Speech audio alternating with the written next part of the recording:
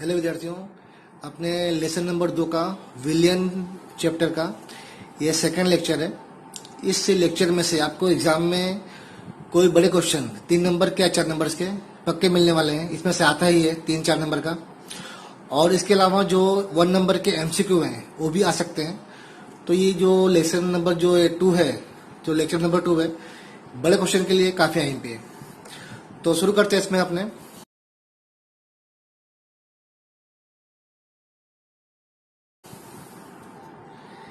इस लेक्चर में जहां जहां पे ऐसा एलो किया हो, समझ लो कि वह टॉपिक 1 नंबर के लिए एमसीक्यू के लिए काफी अहम है।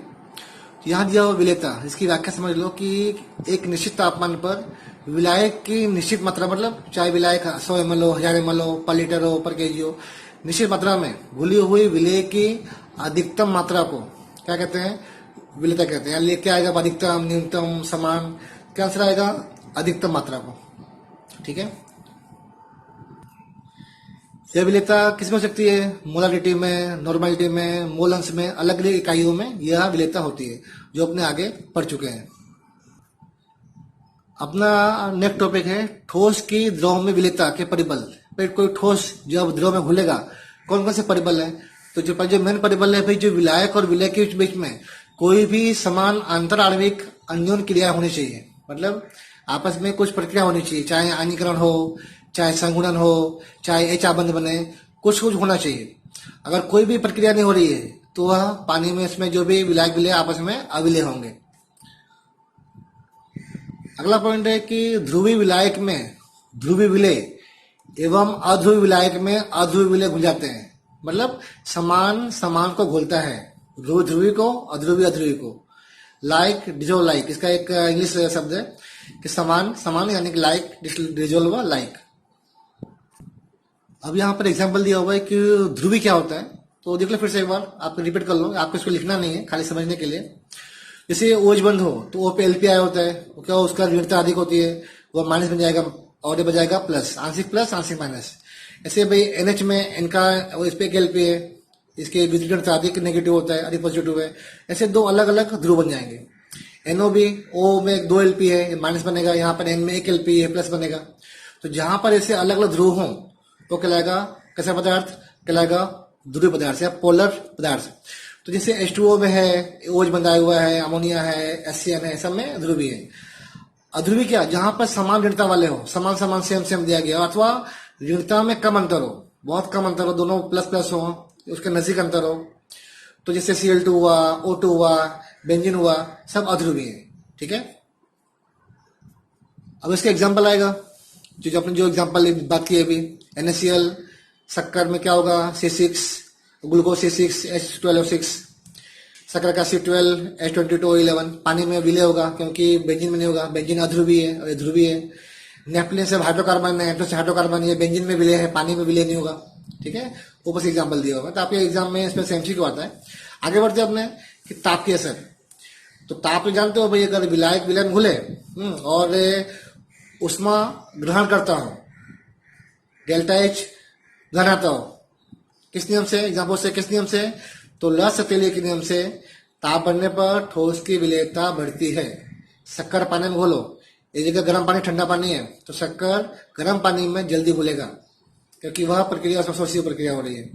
ठीक है, परंतु कुछ प्रक्रियाएं उसमें छिपी भी होती हैं, तो उल्टा बोल दो, जहां जहां घुलने पर उसको उत्पन्न हो रही हो। जैसे पर ग्लूकोज घुलो शक्कर में, ग्लूकोज घुलो पानी में, पानी थोड़ा ठंडा हो जाएगा। ठीक है, उसमें शोषण कर लेता है, या उसमें निकल रही है, या उसमें वस्तु गर्म हो जाए घोलने के बाद, तो ऐसी जगह पर विलेयता घटेगी। यानी कि अगर आप ताप बढ़ाओगे तो विलेयता घटेगी। तो ये कुछ एमसीक्यू 1 नंबर के। और लास्ट में है आपका दाब का प्रभाव। तो यहाँ पर द्रव और ठोस दोनों अत्यधिक अब लोग असंपीडनीय नहीं है, मतलब अदबनीय है, ये दबते नहीं है, इनमें दबनीयता नहीं होती, तो इस पर दाब पर कोई असर नहीं पड़ेगी। जो दाब बढ़ाओगे घटाओगे उसकी विलेयता पर दाब की असर नहीं होती है। तो आपका पूरा टॉपिक इसके ऊपर आपको लिख लेना है, इसको लिख के फिर आगे बढ़ना है। सब कहाँ काम आएंगे? सिर्फ 1 नंबर के लिए एमसीक्यू में। जो जहां जहां एलो किया हुआ है वह एलो पर्सन काफी अहम है 1 नंबर के लिए। चलिए यहाँ पे कुछ और अच्छे 1 नंबर के पॉइंट है। ठोस का द्रव में घुलना क्या कहलाएगा? विलीनीकरण। इसका अर्थ ठोस द्रव में घुल रहा है। विलयन में विलय की सांद्रता अगर बढ़ेगी क्या होगा, विलय कण तो कण आपस में एक दूसरे के नजदीक में आएंगे, संघट होगा, आपस में टकराएंगे, और अगर सांद्रता बढ़ रही तो आपस में मिलकर अलग हो जाएंगे। जब अलग हो गए वो घटना क्या कहलाएगी, यानी कि घुल नहीं रहे हैं, अलग हो जा रहे हैं, तो कहलाएगा क्रिस्टलीकरण, या बोलेंगे इसको स्फटिकरण। अच्छा, जब साम्य अवस्था होगी इस अवस्था में ऐसा दो घटना होती रहती है, जब अपने घोल रहे पानी में तो एक घुलता भी रहता है, कुछ कण मिलते भी रहते हैं। तो जहां पे साम्य अवस्था होगी उस जगह पर विलीनीकरण और कौन सा क्रिस्टलीकरण की दर समान हो जाती है। और लास्ट आपका एक नंबर एमसीक्यू के लिए कि विलीनीकरण और कौन सा क्रिस्टलीकरण प्रक्रिया परस्पर विरोधी प्रक्रियाएं हैं।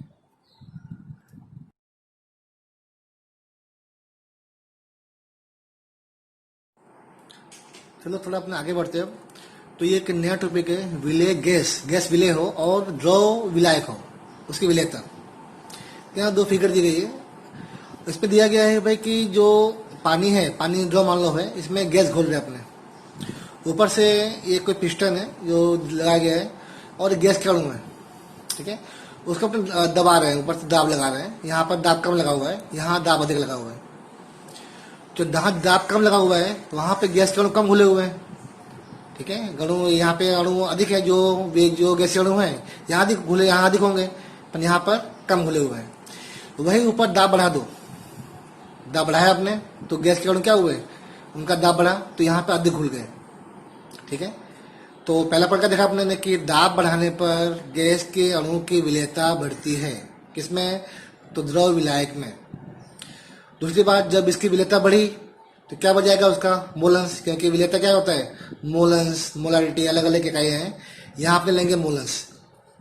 यहाँ मोलंस कम है क्योंकि कम घुला हुआ है, यहाँ पर दाब बढ़ गया तो क्या बढ़ गया, मोलंस बढ़ गया, ठीक है। तो मोलंस यहाँ कम क्यों है, क्योंकि यहाँ पर कम घुला हुआ है, और यहाँ पर अधिक मोलंस क्यों है, क्योंकि अधिक घुला हुआ है।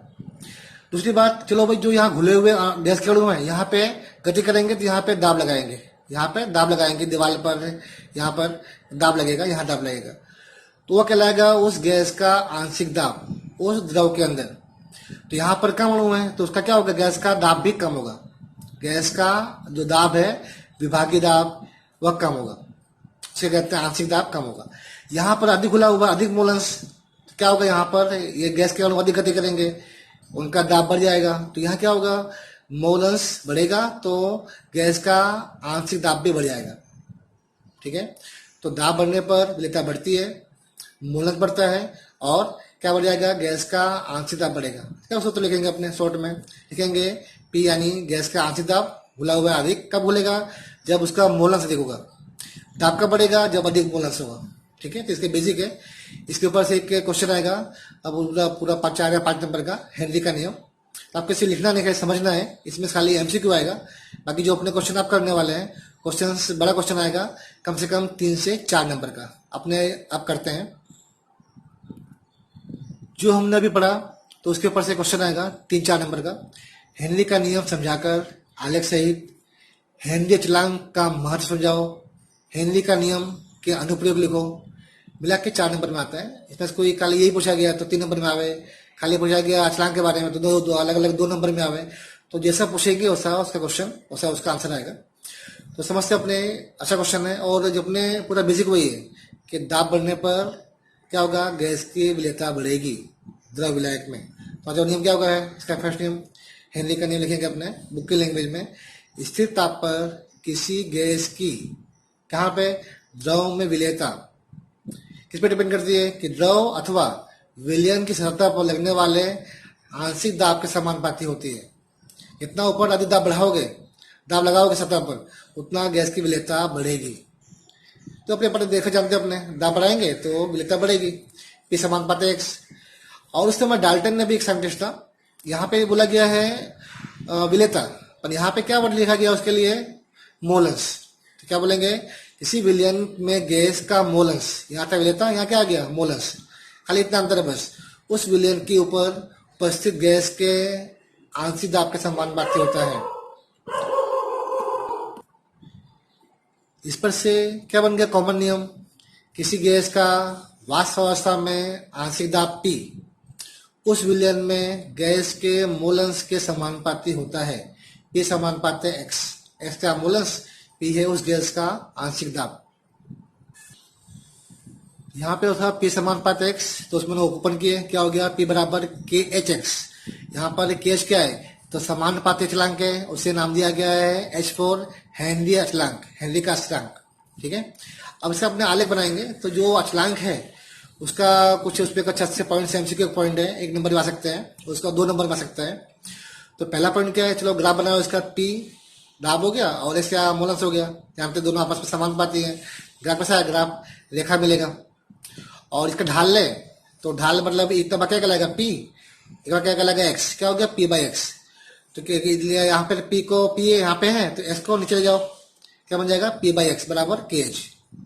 तो ढाल किसके बराबर है, के एच के। बोले एग्जाम में 1 नंबर में कि पी और एस का जो ग्राफ बनेगा, ढाल किसके बराबर होगा, बोलोगे के एच के बराबर होगा। से कुछ अन्य मुद्दे कि इनका जो के एच का मान अगर तापमान समान हो तो भी अलग अलग गैसों के लिए अलग अलग होता है। ठीक है, O2 का अलग, N2 का अलग, हर एक का मान अलग अलग होगा, लेकिन इस समीकरण में अचलांक है। अगला पॉइंट, केएच का मान गैस की प्रकृति पर डिपेंड करता है कि कैसी गैस है। ठीक है, ध्रुवी है, अध्रुवी है, निष्क्रिय है, सक्रिय है, उस पर डिपेंड करता है। अगला पॉइंट, केएच का मान जितना अधिक उतना द्रव में गैस की विलेयता उतनी कम हो जाएगी, क्योंकि ये उसके जैसे पी अपॉन एक्स हो ना, पी अपॉन एक्स एक नीचे है, जितना विलेयता घटाओगे उतना केज बढ़ेगा, तो जितना केज बढ़ेगा उतना विलेयता घटेगी, तो बटे में है, इसके अपोजिट में है। और ताप बढ़ने पर क्या होगा, केज बढ़ता है। तब जानते हैं आपने कि ताप बढ़ने पर जब केज बढ़ेगा तो विलेयता घटेगी। तो ये कुछ अच्छे पॉइंट्स हैं केज के ऊपर से, हेनरी का अचलांक समझाकर उसके मुद्दे लिखो, तो ये कुछ अच्छे पॉइंट है। लास्ट अपना पॉइंट देखना है हमको कि जिलो भाई अगर ताप बढ़ने पर विलेयता घट रही है तो क्या होगा, जो जलीय प्राणी है किस पानी में अधिक रहते हैं, तो बोलो कि जलीय प्राणी के लिए गर्म जल की अपेक्षा ठंडे जल में रहना अधिक आरामदायक होगा, क्योंकि क्या होगा, गर्म पानी में O2 गैस कम होगी, O2 कम होगा तो उनको रहना मुश्किल है। ठंडे जल में क्या होगा, O2 गैस की विलेयता अधिक होगी, तो जब O2 अधिक घुलेगा उनको अधिक मिलेगा, तो वहां पर अधिक आरामदायक होता है। बोले एग्जाम में 1 नंबर में, तो किस पानी में जलीय जीवन अधिक होता है, बोलोगे गर्म पानी की अपेक्षा किस में अधिक होता है, ठंडे पानी में। अब आ जाओ हेनरी नियम के कुछ अनुप्रयोग हैं, जो कहाँ कहाँ नियम काम आता है। तो सिंपल, इसमें भी इजी पॉइंट्स है, बोले एग्जाम में। तो पहला पॉइंट बोलते चलो कि क्या, कुछ लिख दो पॉइंट्स यहाँ पे, आपको नोट करना है, आपको लिखना ही लिखना है, लाइन से। तो जानते हो कि सोडा जल, जब सोडा बनता है क्या करते हैं, सोडा जल में पानी के तो क्या घोलते हैं, CO2 गैस, मशीन से क्या घोलते हैं, CO2 गैस। तो सोडा गैस हो, सोडा जल हो, और ठंडे पेय में CO2 की विलेयता बढ़ाने के लिए बोतल को दाब से बंद करते हैं, तो दाब लगाएंगे बोतल पे और बंद कर देंगे। और गहरे पानी में, ये बहुत अच्छा पॉइंट है समझना इसमें से, गहरे पानी में दाब अधिक होगा, चाहते जितना नीचे जाओगे दाब बढ़ेगा, दाब बढ़ेगा क्या होगा, उसमें गैस की विलेयता बढ़ेगी, गैस की मात्रा देखोगी। श्वास लेने के दौरान क्या होगा, लेंगे तो हमारे नसों में जो अधिक गैस आ जाएगी, गैस की विलेयता बढ़ जाएगी। सिंपल सी बात, आपने पढ़े थे, दाब बढ़ेगा तो गैस की विलेयता, गैस की विलेयता बढ़ेगी, और श्वास लिए तो हमारे शरीर में जो नसों में गैस की मात्रा बढ़ गई, क्योंकि नीचे दाब अधिक होता है, गैस की मात्रा बढ़ जाएगी। अच्छा, जब उल्टा सतह पे आएंगे, समुद्र में से ऊपर आएंगे तो ऊपर दाब घटेगा, दाब घटेगा तो जो हमारी नसों में, जो ब्लड में जो गैसें घुली हुई हैं वो बाहर निकलेंगी। जब बाहर निकलेंगी क्या होगा, वहां पे उसके बुलबुले हमारे कोषों में जम जाएंगे, N2 के बुलबुले, जैसे N2 हो और बुलबुले होंगे और गैसों के भी, वो निकलेंगे बाहर और हमारी कोशिकाओं में वहां जम जाएंगे, वहां पे बीच बीच में आ जाएंगे, तो ब्लड को वहन करने में तकलीफ होगी। उस समय क्या होता है, हमें बहुत ही पीड़ा होती है, हमारे शरीर में बहुत दर्द होता है। यह एक जानलेवा रोग है, उसका नाम क्या है, बेंड्स। ठीक है, उसे बेंड्स कहते हैं। तो इसके लिए क्या करते हैं, क्या नक्की किया गया भाई कि कुछ एक ऐसी गैस ले जाओ, गोताखोर को ऐसी गैस दी गई जिसमें हीलियम मात्रा बढ़े, हीलियम कैसी गैस है, गैस निष्क्रिय गैस है, N2 कम किया गया, हीलियम की मात्रा बढ़ाई गई। तो कौन सी गैस ले जाएंगे, तो ये काफी IMP MCQ है कि जो होते हैं वहां पे समुद्र में डुबकी मारने वाले, और अपने सिलेंडर में 11.7% हीलियम, 56.2% N2 और 32.1% O2 गैस से मिक्सचर ले आते हैं। ठीक है, ऐसे ले जाने से जो तकलीफ है थोड़ी कम होती है, और उतनी तकलीफ उनको नहीं होती है। तो सिंपल है, पहले ये याद कर लो O2 का कितना अनुभार है 32, और एक बार लिया गया है, क्या होगा 32.1, इसका अनुभार 28, दो बार लिया गया है, क्या 56.2 कर लो पहले आप याद करने के लिए। तो 32.1 O2, N2 का 28, डबल कर 56.2 N2, और बाकी बचा हीलियम। ठीक है, तो काफी अच्छा MCQ है, खास करना है इसे। आगे बढ़ते हैं अपने लास्ट पॉइंट, जो ऊंचाई पे रहते हैं। उल्टा बोल जाओ, ऊंचाई पे क्या होगा, दाब कम होगा। दाब कम होगा तो वहां पे वातावरण में O2 कम होगी, जो जो वहाँ सांस लेंगे उनके जो आरोहक हैं, जो वहाँ रहते हैं दूसरे लोग, उनके ब्लड में O2 सांद्रता घट जाती है। वहाँ हवा है नहीं, हवा बहुत कम है। जैसे जो ऊपर प्रदेश है, लद्दाख है, जो जहाँ पे हमारी आर्मी रहती है, वहाँ पर O2 गैस कम है। तो क्या होगा, शरीर में O2 कम आएगी तो कमजोरी, अस्पष्ट सोचना, वहां पे क्या कर रहे हैं कुछ ख्याल नहीं आता, तो अस्पष्ट सोच की क्षमता घट जाती है। इसको क्या बोलते हैं, रोग को कहते हैं एनोक्सिया रोग। ठीक है, जिसमें शरीर में O2 की मात्रा घट जाती है। तो आपको इतना करना है हेनरी वाले क्वेश्चन में, यहाँ तक का जो पूछे उतना करना है। खाली नियम बोला गया है तो नियम, खाली नियम लेके ग्राफ और केस समझाओ, केस के बारे में वो समझा दिया, उसके अनुप्रयोग लिखो, वो अपने कर लिए। ठीक है, लास्ट में MCQ आता है इस बेस पे। यहाँ पे गैस की द्रव विलेयता, उसमें 6 प्रक्रिया है, आपका MCQ हो गया, देंगे ऑप्शन में, तो उसमें 6 PCOC अलग अलग देंगे। और तापमान बढ़ने पर गैसों की विलेयता घटती है, तो गैस उड़ जाएगी दाब कम करने पर। अपने पूरे में यही पढ़े अभी, तो आपका 1 नंबर का MCQ हो गया।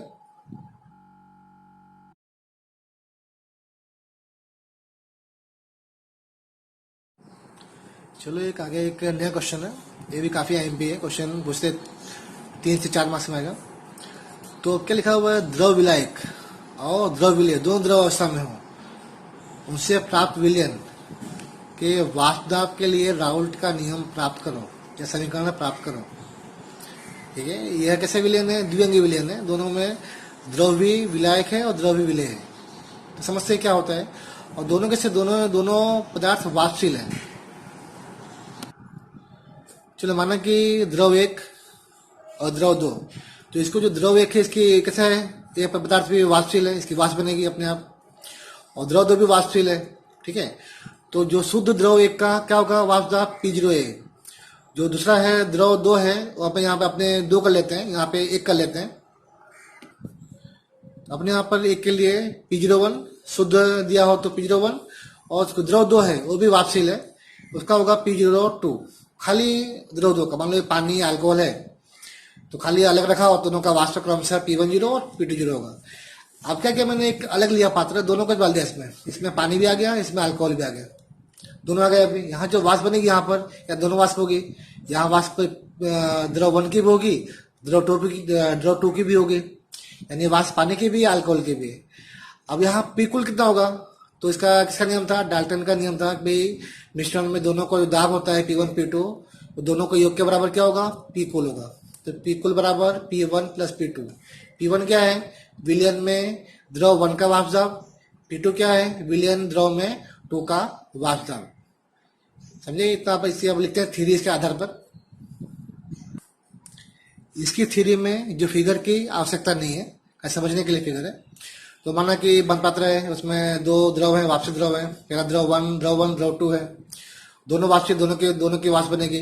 ठीक है, अब क्या होगा, माना कि 2 वाष्प बन रही है, P1 है, और दूसरे की P2 वाष्प है, और इसकी मात्रा कितनी है, द्रव 1 की मात्रा X1 है, और द्रव 2 की मात्रा कितनी X2 है, जैसे यहाँ लिखा हुआ है द्रव 1 X1 और ये द्रव 2 X2।